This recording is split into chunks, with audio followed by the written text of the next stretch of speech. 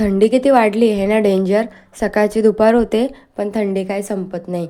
म्हटलं चला ऊन तरी खाऊया थोडंसं, पण ऊन तर काय नव्हतं, सगळं ढगाळ वातावरण होतं. म्हटलं चला काहीतरी गरम गरम पिऊया चहा, नाही तर काहीतरी त्याच्यासोबत खाऊया म्हटलं.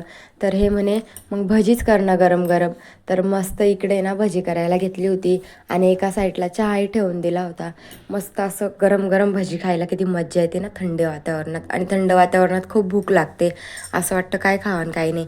आणि इकडे मी मस्त भजी केली. ही डाळीची भजी, आम्हाला आहे ना बेसनची भजी अजिबातच आवडत नाही. त्यामुळे आम्ही कुठलीही डाळ असली ना, तुरीची डाळ सोडून सगळ्या डाळींचे भजे करत असते मी कधी मनात आलं की. मग छानपैकी इकडं भजे केले होते मस्त. आणि इकडे गरम गरम अद्रकवाली चहा केली मस्त. आणि भजे इतके क्रिस्पी झाले होते ना काय सांगू तुम्हाला. खरंच खूप छान झाले होते, म्हणूनच तुमच्यासोबत हे शेअर केलं मी. आणि मस्तपैकी आम्ही भजी आणि चहा असा एन्जॉय केला. बाय, आजसाठी एवढंच होतं. हां.